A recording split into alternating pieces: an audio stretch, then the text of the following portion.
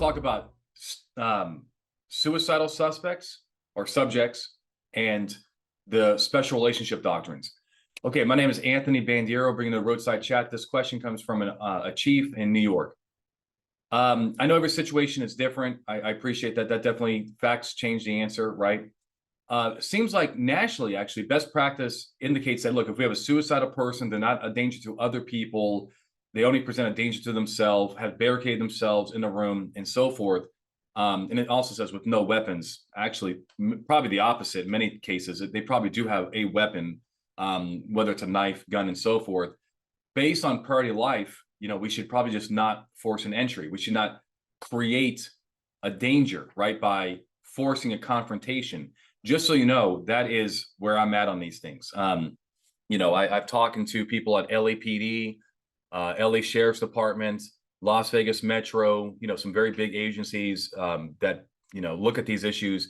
And that's what they're doing. They are not forcing their way in. They'd rather leave than force the confrontation because, oftentimes when you force the entry, it creates a suicide by cop. Whereas you leave, yes, some people do take their own life, but probably not as many as those who would actually have you do it for them. However, I'm a little concerned, the chief says, about a lecture explanation that you had about special relationships. Okay, let's talk about it. So generally speaking, there is no duty to protect people from either themselves or other people by law enforcement. You have to realize that. Is there a moral, ethical duty? Oftentimes, yes, right? If you are, at a cafe on duty, you're taking a break, but you're on duty, you're drinking your coffee, and you see somebody else or see a person getting across the street getting carjacked, should you get involved? Absolutely.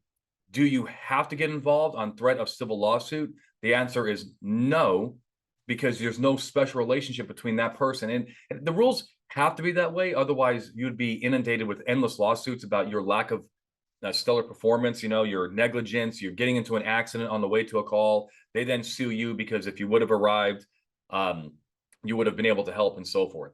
So a special relationship is, sorry, I got an allergy, so my eyes are a little killing me right now. So just bear with me. But a special relationship is, there's two things I like to say creates a special relationship. Number one is that the person is in your custody. They're detained by you.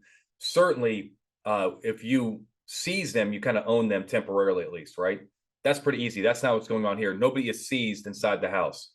The other special relationship is where you do something affirmative and you create a foreseeable danger, right? A good example is where you take a passenger let's say you stop a car for DUI.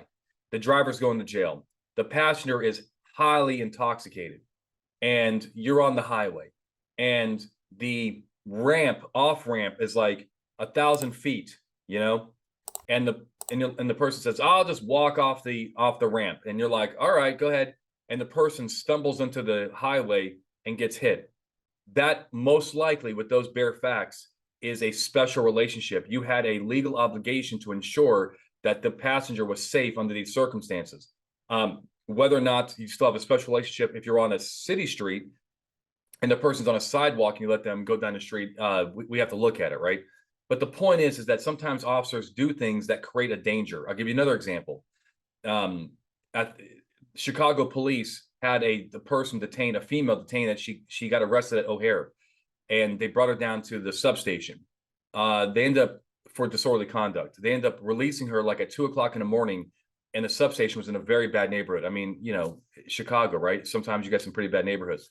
And she ended up getting gang raped and jumped out a window, not to her death, but to her, she became basically a vegetable for life. So the court there also found that there was a special relationship that by releasing her and not giving her a choice or something, but just kind of like pushing her out the door at 2:00 in the morning in a foreign land when she's not even from there, she was flying through a hair, created some kind of danger. So you got to look at those things. But generally speaking, when you're on these suicide calls, you're not creating any danger. You're not doing anything affirmative to increase their level of injury, right? If they do it, it's on their own. And so I think it's very hard to have a special relationship in these circumstances. However, there was a case recently this year out of Ohio. And basically what happened is an officer showed up because the family says, hey, I think it was grandfather is suicidal, right? And they contacted the grandfather, and they also had access to he had a gun, right? And I forget the exact details, but they were able to just like seize this gun right then and there during this investigation, but they didn't. And they allowed grandpa to pretty much keep possession of the firearm at this time. And he ended up killing himself. And the court found that it was, I guess, for lack of it, like just grossly negligent, reckless to, while you're investigating this, the suicide call, to not even seize, temporarily at least, seize a firearm that you had lawful access to during the encounter. I gave you, that those facts are, look, you got to look at the case, and I think this also based on Ohio law. This was not based on the Fourth Amendment and due process and so forth, but you do have to be aware of things like that as well. All right. If I can find that case, I'll put it in the description below. All right. That's what I have to say about it. Again, it's a very complicated topic. There are other people out there that are much better qualified to talk about legal liability issues than me. But that's my take on it. I hope it helps. Keep the questions coming. These videos are intended to help you get it right every single time. All right. Hit the like button. See you guys next time.